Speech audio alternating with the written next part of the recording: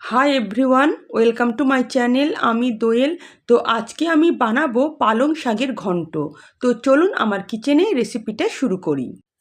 পালং শাকের ঘন্ট বানাবার জন্য প্রথমে আমি যে সবজিগুলো কেটে নিয়েছি সেগুলো হলো বেশ খানিকটা শিম, দুটো মূলো আর দুটো আলু। আপনারা চাইলে এখানে বেগুনও দিতে পারেন। আর হ্যাঁ, এক আঁটি পালং শাক নিয়ে খুব ভালো করে আমি ধুয়ে ছোট ছোট করে আমি কিন্তু কুচি কুচি করে কেটে নিয়েছি। গ্যাস অন করে একটা কড়াই বসিয়ে দিলাম। এর মধ্যে আমি 1 টেবিল চামচের মতন সাদা তেল নিয়ে নেব। তেল গরম হয়ে এলে এর মধ্যে হাফ চামচের মতন পাঁচফোড়ন দিয়ে দেব। সঙ্গে দিয়ে দেব একটা তেজপাতা। আর হ্যাঁ, দুটো শুকনো লঙ্কাকে আমি এভাবে হাতের সাহায্যে কেটে কেটে দিয়ে দেব।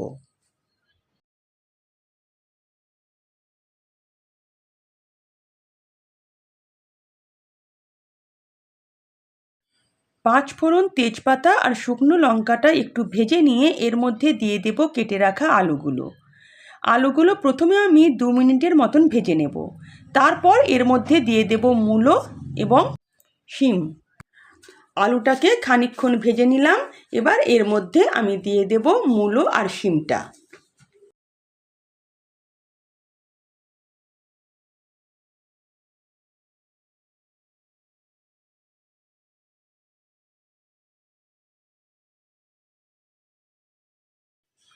এবার আলু, মূলো আর শিমটাকে আমি গ্যাসের ফ্লেম লো করে দিয়ে ততক্ষণ ভাজবো যতক্ষণ না এটা হালকা বাদামি হয়ে আসে এবং সবজিগুলো পুরোপুরি সেদ্ধ হয়ে যায়।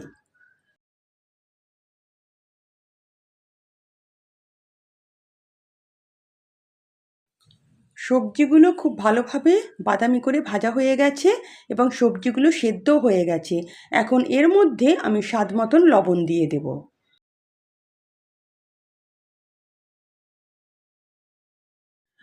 সামান্য একটু হলুদ গুঁড়ো দিয়ে দেব, যৎ সামান্য। সামান্য একটু লঙ্কা গুঁড়োও দিয়ে দেব। দেখুন, আমি মশলাগুলো কিন্তু খুব অল্প পরিমাণে দিচ্ছি। আর দেব হাফ চামচের মতন জিরে গুঁড়ো। ব্যাস, আর কোনো মশলা কিন্তু এখানে লাগবে না। এবার আমি এই মশলাগুলো দিয়ে সবজিগুলোকে কিছুক্ষণ কষিয়ে নেব।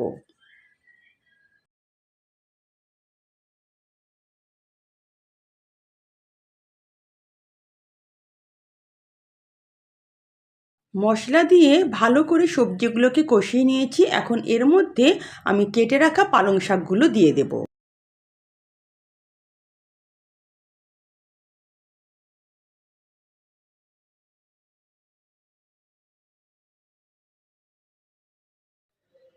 পালং শাক দিয়ে একবার এভাবে হাতা দিয়ে নেড়ে দেব। তারপর এটাকে ঢাকা দিয়ে লো ফ্লেমে আমি 5 মিনিটের মতন রান্না হতে দেব, যাতে পালং শাকগুলো সেদ্ধ হয়ে যায়। 5 মিনিট পর ঢাকনা খুলে দিলাম। দেখুন, শাক থেকে কিন্তু অনেকটাই জল বেরিয়ে এসছে। এখানে কিন্তু আমি আলাদা করে কোনো জল দিইনি। এই জলেই কিন্তু বাকি সবজিগুলো পুরোপুরি সেদ্ধ হয়ে যাবে। এবার ততক্ষণ আমাকে শাকটাকে রান্না করতে হবে যতক্ষণ না এই জলটা পুরো শুকিয়ে গিয়ে এই রান্নাটা পুরো শুকনো হয়ে আসে।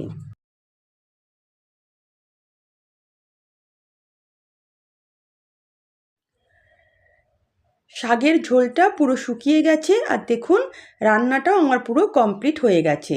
এখন এর মধ্যে পরিমাণ মতন সামান্য একটু আমি চিনি দিয়ে দেব, কারণ শাক একটু মিষ্টি মিষ্টি না হলে খেতে কিন্তু ভালো লাগে না।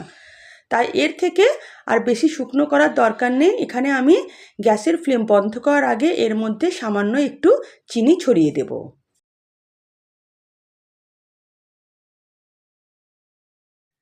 চিনি দিয়ে ভালো করে আর একবার নাড়াচাড়া করে দেব।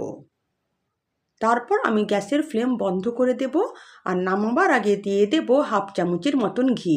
এই ঘিটা দিলে কিন্তু এই পালং শাকের ঘন্টের দারুণ সুন্দর একটা স্বাদ আসে।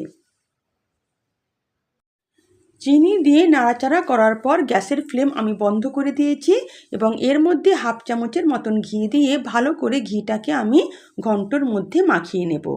তাহলে আমার রেডি হয়ে গেল দারুণ স্বাদের পালং শাকের ঘন্ট। এবার গরম গরম ভাতের সঙ্গে পরিবেশন করুন, খেতে কিন্তু অপূর্ব লাগে। যদি আমার রেসিপি আপনাদের ভালো লেগে থাকে তো প্লিজ আমার চ্যানেলকে সাবস্ক্রাইব করবেন আর পাশে থাকা বেল আইকনও প্রেস করবেন যাতে নিত্য নতুন রান্নার নোটিফিকেশান সবার আগে আপনাদের কাছে পৌঁছে যায়।